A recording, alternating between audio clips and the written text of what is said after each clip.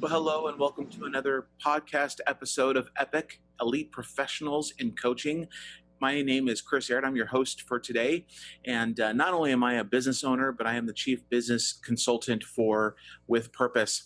I want to talk to you guys today about just something that has been on my mind. I say that every episode, but I'm getting more and more people asking me about what are some foundations for building a business. Now, before we even get into this for a brief moment, there's a lot of people, and this is what America is all about. This is what capitalism is all about, is if you think that you can go do something better or different or tweak something other than someone else or a competitor, feel free to go start your own business. Right? This is the beauty. This is the freedom that we have. We get to choose of where we're going to be, where we're going to work, and so much more. However, there's a staggering statistic, and you've heard this before, that close to 80% of businesses fail within their first 5 years. And while nobody really truly knows why, there are some amazing speculations, some theories out there, but a lot of them do have to surround some things that we're going to talk about today that include money, that include not foreseeing some things that were going to take place. So today, what I want to talk to you about is helping you build a foundation for your business. And now here, pay attention to this. This doesn't mean that you're a brand new business owner. Foundations for any type of business need to be built, need to have regular inspections, and I'm going to use this in a figurative way, on your foundation to make sure that the stress cracks are not too large. If they need to be filled in, you fill them in. If you need to pour some other type of foundation alongside of your current business and then build a doorway to go through both buildings, then do that. And again, I'm speaking figuratively, because what's happening is this.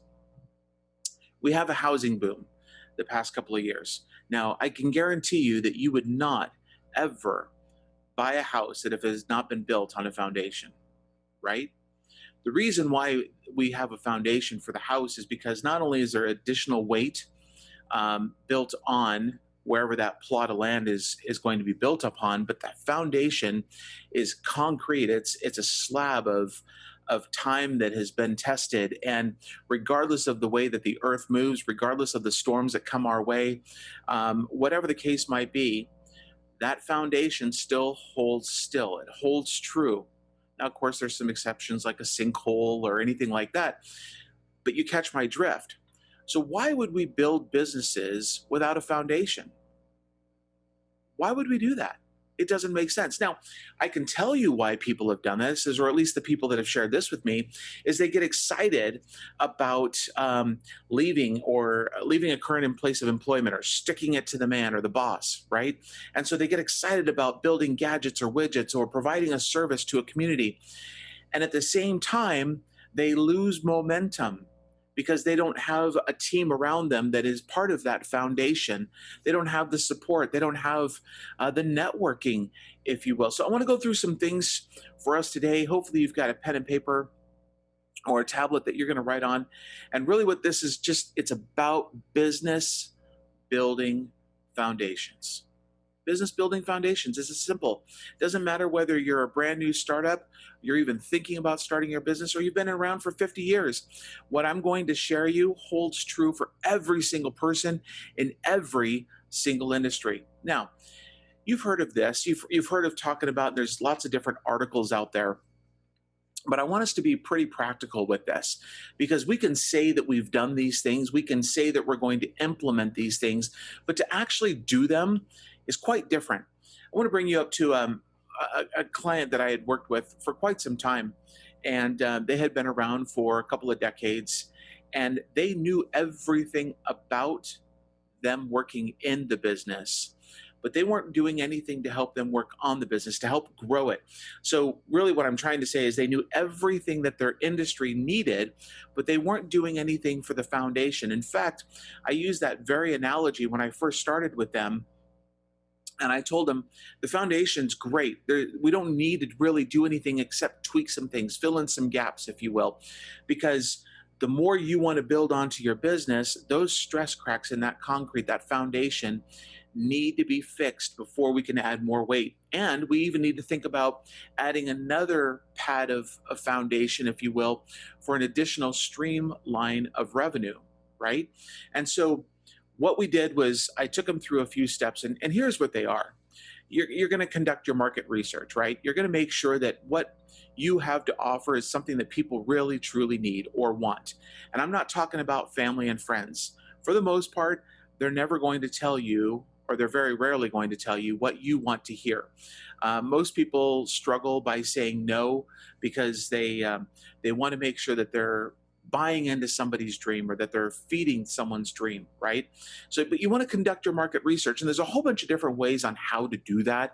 But you want to make sure that there's an opportunity for you to provide a service or an item that's going to be useful for somebody else. You also want, and this has gotten a lot of kickback, but it's absolutely important. You need to write a business plan or have someone write it for you. Writing a business plan does a whole bunch of different things. But first and foremost, what it does is it gets you to deep think. It gets you to think about where you're at right now, jotting some things down, and what you see your business being 5, 10, 20 years from now. It includes a vision. It includes a mission statement. Um, it includes objectives and goals that you want to meet, whether they're yearly, quarterly, monthly, daily, even sometimes. It includes a marketing plan. And how can we use a budget or a business plan? We use it because if you're looking for funding by investors or a bank or something to grow your business later on down the road, the bank or the investors are going to want to see your business plan. They're buying into something that you've been able to articulate, to able to share on paper, and they've got to be able to see that dream. They've got to be able to understand without talking to you or me what it is that you're doing. So a business plan is absolutely important. Now, part of that business plan is a budget. Just a couple of years ago, I was with a pretty large client, and by large, I mean they were seven-figure business, and they had close to 100 employees, and they've been in business for a little more than 60 some odd years. I asked to see their budget probably within the first two meetings, and I remember this day very vividly. I remember getting the look like, "What budget? What do you mean?" Here's the concern: they didn't have a budget, but they also didn't know where their numbers were. They didn't know they knew about the money in the bank, but they really couldn't say what their salaries going out were, how much they were spending on marketing, how much they were spending on other little things that add up. And sometimes people have a lot of profit they make in seven figures or eight, if you will, in their business, maybe even six, but they don't know where their money is going on in the back end. And so they go, "Well, where is all my money going?" Well, let's take a look at your budget. A through Z, right? This is what you've been spending it on. Is this real? Well, no, I spent money here and I spent money there, and I didn't realize I was going to have to purchase this then. And all of a sudden, the money is gone and they're eating into their reserves. This is why a budget is so important. And any investor or bank is going to want to see this a part of your business plan. So we need to do the market research. We need to put a business plan together that includes the budget. We also need to find ways to fund your business. Now, again, bank investors, most of them want to see a little bit of history from you. A lot of people put in their own personal capital. They've set aside some money, their savings account, or whatever the case might be, to fund it. I was there. I took what I thought I needed, and I set that money aside to keep the business going. So, in ways, you fund your business.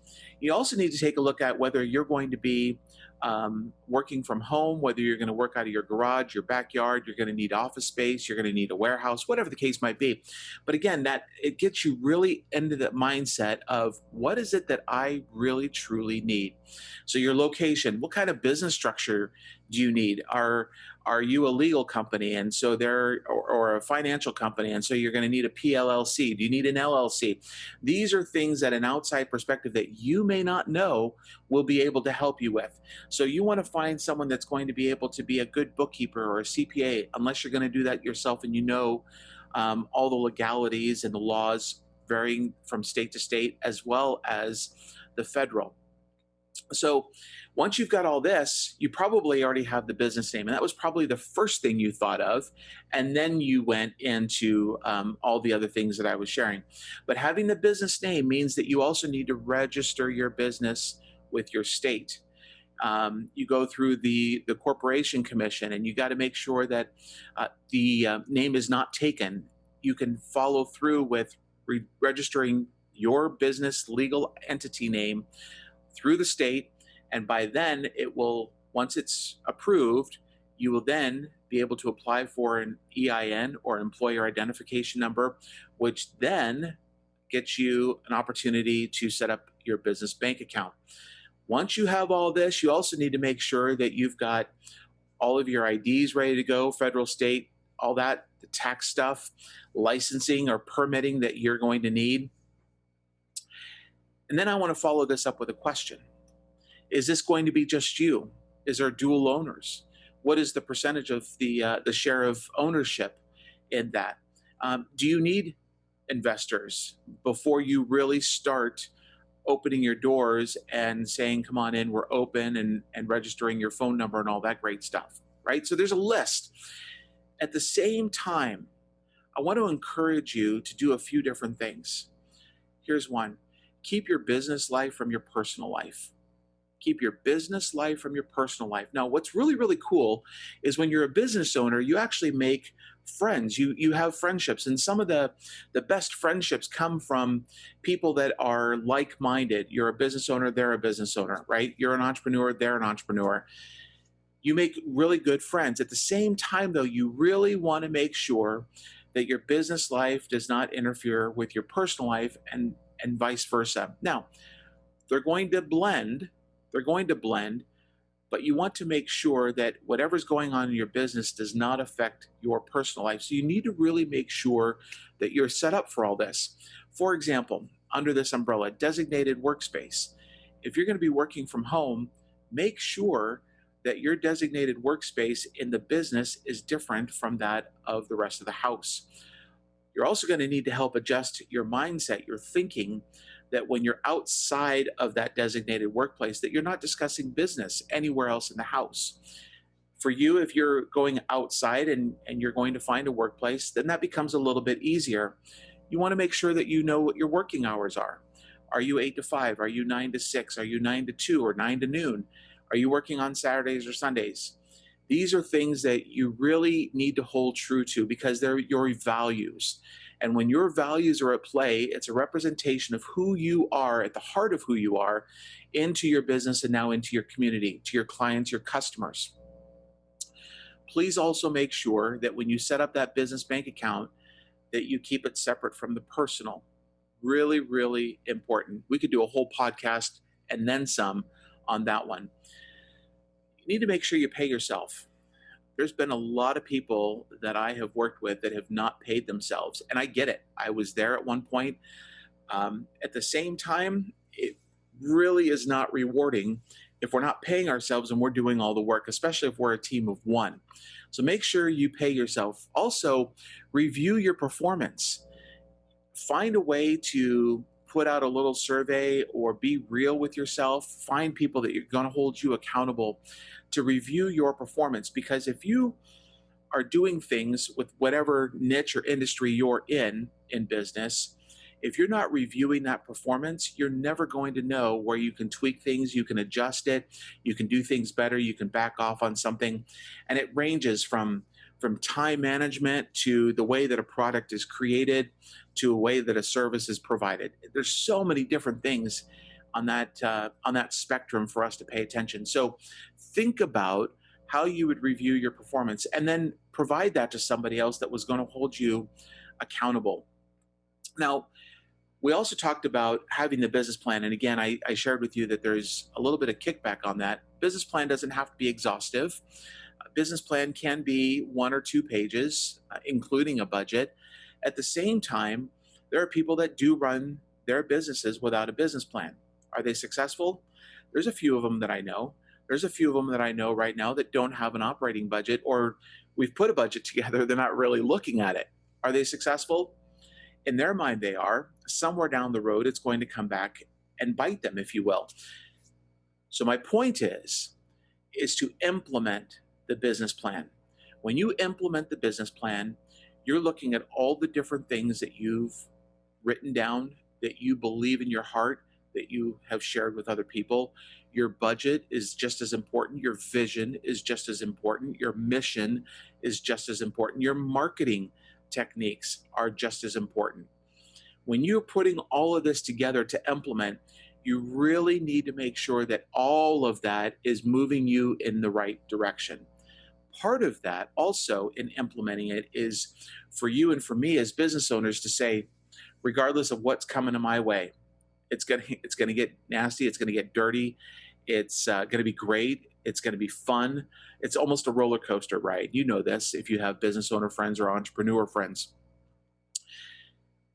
Regardless of the ebb and flow of any business, of a community, of a nation, of a world, right? You want to make sure that you've got your heart in the right place and that you leave a little bit of wiggle room, leave a little bit of wiggle room. You stand firm on the foundation that you've created. But sometimes as you're building the house, it doesn't quite look always the way in which you envisioned at first. You'll have time to get it there. It doesn't come overnight. There's a lot of building, maybe a little bit of moving of the walls, tearing something down. Maybe I put the nail in the wrong area. And again, I'm speaking figuratively. I'm painting a picture in your mind with your business, and making sure that everything that you want is sitting on that foundation.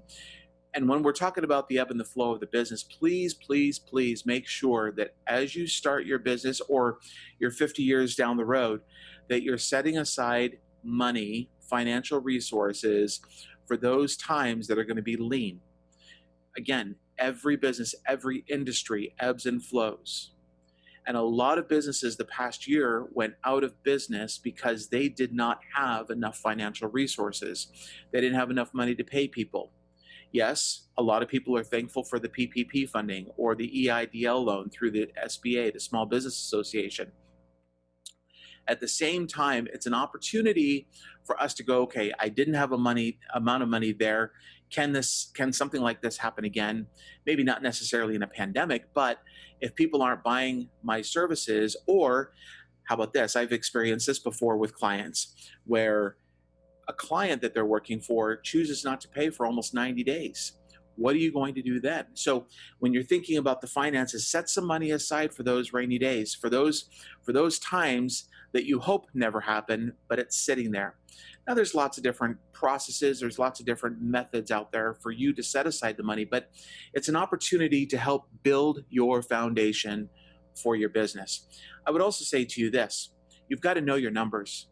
You've got to know your numbers, figure out what the profit margin is, figure out how much it costs to acquire a client. There's formulas out there. I'm more than happy to help you out with that.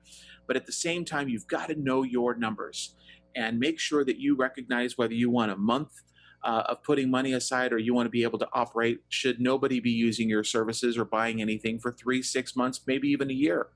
I know it sounds horrible, but this is what you've got to plan for, okay? And then lastly, I just want to ask you this. In building your foundation, a lot of the times people feel lonely. They feel lonely at the top. They feel lonely because they're the leader, they're the business owner, they're the entrepreneur. They don't literally have a network of people that are pouring into them as they're pouring into others. So here's my question for you. How will you stay motivated? How will you stay motivated? If you're the only person pouring the foundation for your business and then building your business on that foundation, if you're the only one, what's going to drive you to complete it? What would drive you so that you're not a statistic after 5 years or after 10 years? What's going to inspire you beyond what motivates you? You see, motivation lasts for just a short period of time. Inspiration, that lasts a lifetime. So what's going to motivate you to keep going? What's going to inspire you?